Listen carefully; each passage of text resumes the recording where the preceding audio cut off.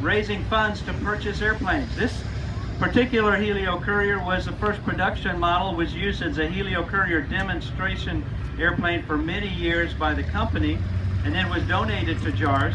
But we purchased other airplanes that we sent to other parts of the world. At one time, we had 25 active Helio Couriers in different countries around the world.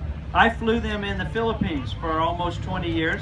I have a colleague here with me, Ken, raise your hat, who also flew in the Philippines. So between the two of us, we probably have 5,000 or 6,000 hours of Helio time flying in some of the remote parts of the world. Some of our airstrips were as short as 680 feet. The shortest one I ever flew in was 470 feet, but our average village airstrips would have been about 720 to 750. And they were found on the top of mountain ridges, uphill. You have land uphill, take off downhill. They might have a dog leg in them. If you're a golfer, some of them were par fours with a 30-degree dog leg. Okay, so that's what we operated on, and we did that so that people could live out there to learn the language and the culture of the people. They did medical work, literacy work, Bible translation work in those remote areas. My first flight as a JARS, well, not even as a JARS pilot, but as an applicant to JARS, was in this airplane. This airplane was used in the JARS training fleet for many years. Pilots come to us, they have a minimum of 500 hours in the commercial and instrument rating and tailwheel endorsements and high performance endorsements and mechanics license. And they come and they take a technical evaluation at our headquarters in North Carolina, Waxhaw, North Carolina, just south of Charlotte. And they take a technical evaluation. It's a week long or longer than that for both mechanical and flight skills, checking not just the flight skills of individuals, but also their attitudes, their teachability, and other things that are not non-technical but are important in the world that we operate in. So I flew this airplane in my technical evaluation. So my first flight in Old Number 1 was in July of 1981. And I passed that technical evaluation and then went on to fly the Super Couriers in the Philippines. A little bit about the airplane. Gets its performance from a geared engine. This has a GO 435, 260 horsepower Lycoming. Geared engine means it has a reduction gearing on the propeller. The engine turns 3,400 RPM for takeoff. The prop is a little bit less than 2,200 RPM. Slower turning prop means you have a bigger prop. Bigger prop means you have more torque and more thrust, faster acceleration that helps in short takeoff and landing. The airplane's designed to fly very slowly and fly controlled flight as slow as 26 miles per hour, controlled level flight. Slower than that, you don't have enough power and you start to settle. It doesn't stall, but the airplane will begin to settle. Gets that performance from its big wing, from these leading edge slats.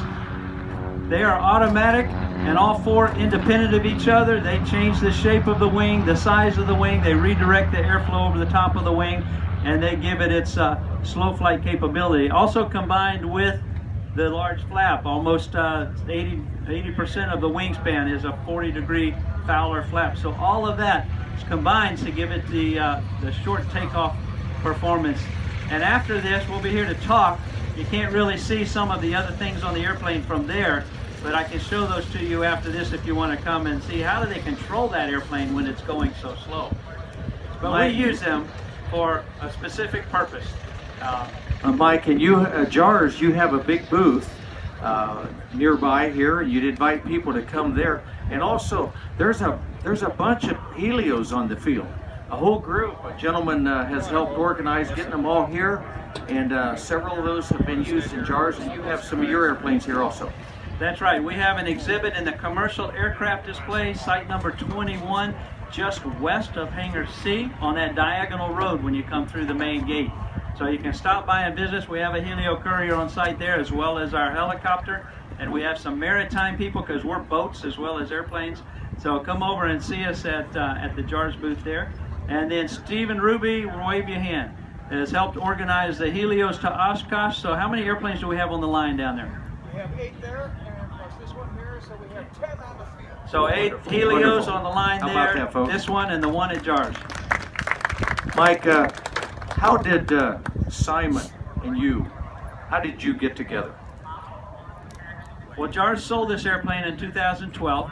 because it's an early model with a lower payload, we weren't using it very much. We put it in the hangar and it'd sit there and collect dust. And we dust it off and clean it up and annual it and insure it and bring it up here to Oshkosh for something or some other PR event. We decided it needed to be flying. So we sold it to another gentleman in Canada. And I really like that he got a Canadian registration, CGOOI, so it looks like the serial number 001. And then later, Simon approached him and asked if he could buy that airplane, and the gentleman said, well, how are you going to use it? He didn't want it just out where it was going to be beat up in a bush operation all the time.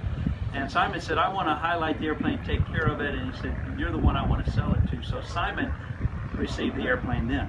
And we really appreciate Simon flying it here to Oshkosh so that it could be on display in Vintage and Review, and we could talk about it and a little bit about JARS. Simon, thank you. All the way from Quebec, Canada? Yes, south of Quebec City, near the border. Tell us how you're using the airplane, what it's like flying cross country, and you know, this is not an airplane you see very often when you go into an airport. It gets a lot of looks. Yeah, but every airport we land, people know that plane, and it's easy to fly the airplane on cross country. My main concern is about crosswind when I arrive on an airport. Fortunately, in the United States, we have a lot of runway, so it's easier to me to land that plane, because I still have some difficulty to land on crosswind with that plane. But for the cross country, it's okay. It's not quite fast, but you can load and you have enough space in the plane. Simon, thank you for keeping it in the original configuration. For as JARS used it, very much appreciated. We appreciate the effort you got to get it here, and it's a beautiful airplane. We remember briefly, Mike, used in the air shows. Almost, I remember seeing this so many times. It really was the first stall airplane that we saw. It really was. Bob Griffin, an early pilot with JARS, flew this to open the air show. He flew jumpers, flew the Liberty Parachute Team, then he flew the STOL slow flight demonstration in the Helio for many years, every year. I've had the opportunity to fly it once here at Oshkosh. I've flown some other demonstrations and other JARS airplanes here, but so I've had the opportunity to do that once here. But it's people come by us, if they see us land someplace in one of the JARS airplanes at another airport, everyone says, is that old number one? And we have to tell them, no, it's not, but we tell them it's being well taken care of. Thank you, gentlemen. Beautiful airplane. Thank you, Mike, Simon. You'll be around to show this airplane. Yeah. Justin Nemiski.